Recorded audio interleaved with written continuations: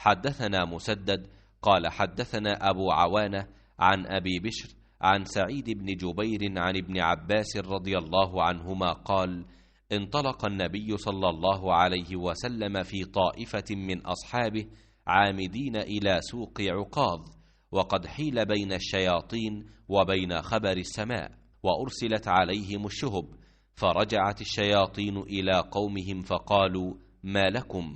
فقالوا: حيل بيننا وبين خبر السماء وأرسلت علينا الشهب.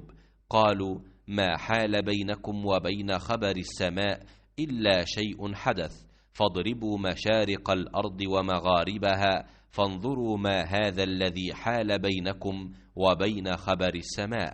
فانصرف أولئك الذين توجهوا نحو تهامة إلى النبي صلى الله عليه وسلم وهو بنخلة عامدين إلى سوق عكاظ، وهو يصلي بأصحابه صلاة الفجر، فلما سمعوا القرآن استمعوا له فقالوا: هذا والله الذي حال بينكم وبين خبر السماء. فهنالك حين رجعوا إلى قومهم وقالوا: يا قومنا إنا سمعنا قرآنا عجبا يهدي إلى الرشد فآمنا به ولن نشرك بربنا أحدا. فأنزل الله على نبيه صلى الله عليه وسلم: قل أوحي إلي وإنما أوحي إليه قول الجن۔ حضرت عبداللہ بن عباس رضی اللہ تعالی عنہ سے روایت ہے، انہوں نے کہا کہ نبی کریم صلی اللہ علیہ وسلم ایک مرتبہ چند صحابہ رضی اللہ عنہم کے ساتھ عکاظ کے بازار کی طرف گئے۔ ان دنوں شیاطین کو آسمان کی خبریں لینے سے روک دیا گیا تھا اور ان پر انگارے شہاب ثاقب پھینکے جانے لگے تھے، تو وہ شیاطین اپنے قوم کے پاس آئے اور پوچھا کہ بات کیا ہوئی۔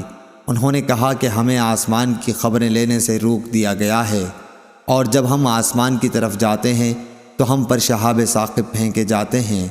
شیاطین نے کہا کہ آسمان کی خبریں لینے سے روکنے کی کوئی نئی وجہ ہوئی ہے، اس لیے تم مشرق و مغرب میں ہر طرف پھیل جاؤ اور اس سبب کو معلوم کرو جو تمہیں آسمان کی خبریں لینے سے روکنے کا سبب ہوا ہے۔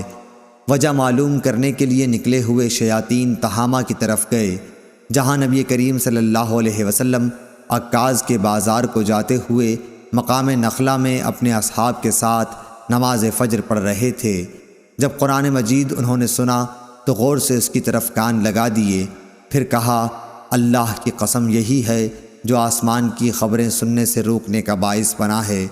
پھر وہ اپنی قوم کی طرف لوٹے اور کہا: قوم کے لوگوں، ہم نے حیرت انگیز قرآن سنا جو سیدھے راستے کی طرف ہدایت کرتا ہے، اس لیے ہم اس پر ایمان لاتے ہیں اور اپنے رب کے ساتھ کسی کو شریک نہیں ٹھہراتے۔